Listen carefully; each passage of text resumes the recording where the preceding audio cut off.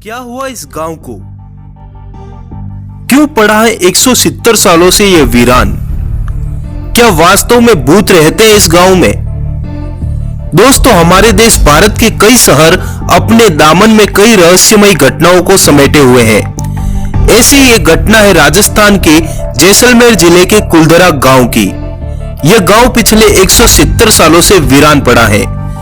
कुलधरा गांव के हजारों लोग एक ही रात में इस गांव को खाली करके चले गए थे और जाते जाते इस गांव को श्राप दे गए थे कि यहाँ फिर कभी कोई नहीं बस पाएगा।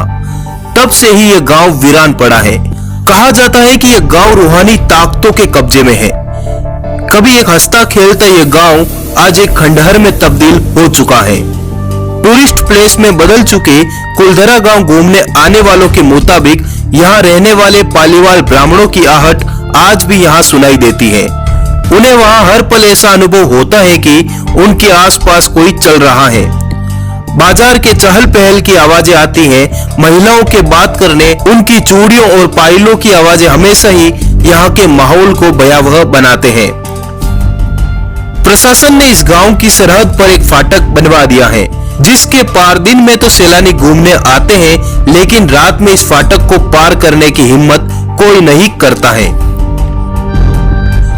कुलधरा गांव जैसलमेर से लगभग 18 किलोमीटर की दूरी पर स्थित है। उस काल में यहाँ पालीवाल समुदाय के 84 गांव थे और यह कुलधरा उन्हीं में से एक गांव था। पालीवाल ब्राह्मण मूलतः पाली से रोजगार की तलाश में रेगिस्तान के इस इलाके की तरफ बढ़े। अपने काल के रईस माने जाने वाले पालीवालों ने साल 1291 में रेगिस्तान के इस गांव को रहने के लिए चुना। चारों तरफ रेत के महासागर के बीच 600 कुलदार गोत्र के पालीवालों ने इस गांव कुलधरा को बसाया। आप इन पालीवालों की रईसी का अंदाजा इन घरों से लगा सकते हैं। अब आप सोच रहे होंगे कि इतना बड़ा भव्य नगर आखिर 170 सालों से वीरान क्यों पड़ा है? जो गांव विकसित था तो फिर क्या वजह रही कि वो गांव रातों रात वीरान हो गया? इसकी वजह था यहाँ का अय्याश दीवान सालम सिंह, जिसकी गंदी नजर गांव की एक खूबसूरत लड़की पर पड़ गई थी। दीवान उस लड़की के पीछे इस कदर पागल था कि वह बस किसी भी तरह उस लड़की को पा लेना चाहता था। उसने इसके लिए पालीवालों पर दबाव बनाना शुरू कर दिया। हद तो तब हो गई जब सत्ता के मद में चोर उस दीवान ने लड़की के घर संदेश भिजवाया कि यदि अगले पूर्णमासी तक उसे लड़की नहीं मिली तो वह संपूर्ण गांव पर हमला करके लड़की को उठा ले जाएगा। गांव वालों के लिए मुश्किल की घड़ी थी। उन्हें या तो गांव को बचाना था या फिर अपनी बेटी को।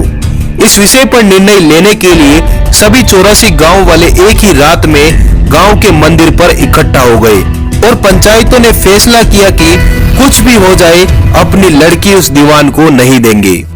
फिर क्या था, गांव वालों ने गांव खाली करने का निर्णय कर लिया और रातों रात सभी 84 गांव आंखों से ओझल हो गए।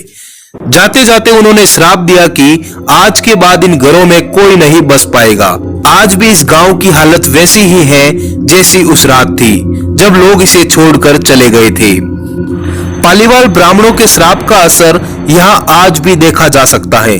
जैसलमेर के स्थानीय निवासियों की माने तो कुछ परिवारों ने इस जगह पर बसने की कोशिश भी की थी, लेकिन वह कभी सफल नहीं हो सके। स्थानीय लोगों का तो यहाँ तक कहना है कि कुछ परिवार ऐसे भी हैं जो वहां गए जरूर थे, लेकिन कभी लौटकर वापस नहीं आए। उनका क्या हुआ, वे कहां गए, कोई नहीं जानता। मई 2013 में दिल्ली से आई भूत प्रेत व आत्माओं पर रिसर्च करने वाली पैरानॉर्मल सोसाइटी की टीम ने कुलधरा गांव में रात बिताई। टीम ने माना कि यहाँ कुछ न कुछ असामान्य तो जरूर है। टीम के एक सदस्य ने बताया कि विजिट के दौरान रात में कई बार मैंने महसूस किया कि किसी ने मेरे कंधे पर हाथ रखा। जब मैंने पीछे मुड़कर देखा तो वहां कोई नहीं था।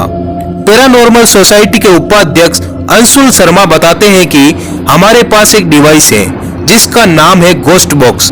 इसके माध्यम से हम ऐसी जगहों पर रहने वाली आत्माओं से सवाल पूछते हैं। कुलधरा में भी हमने इस मशीन का उपयोग किया।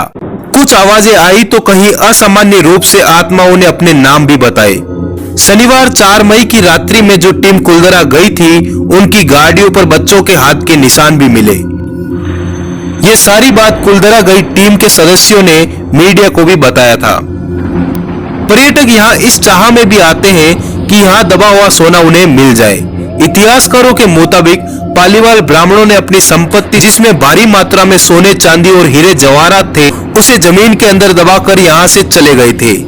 यही वजह है कि जो कोई भी यहाँ जाता है वह जगह जगह खुदाई करने लग जाता है, इसी उम्मीद से कि शायद वह सोना उनके हाथ लग जाए। यह गांव आज भी जगह जगह से खुदा हुआ मिलता है। आज भी यह गांव वीरान है, पर विज्ञान की नजर से देखें तो लोग श्राप के कारण इस गांव में रहने नहीं जाते होंगे और ये गांव कभी आबाद न हो सका, क्योंकि लोगों की सोच ही यही है कि अगर वो इस गांव में गए तो वो खुद श्रापित हो जाएंगे। धन्यवाद दोस्तों इस वीडियो को यहाँ तक देखने के लिए। आगे हमारे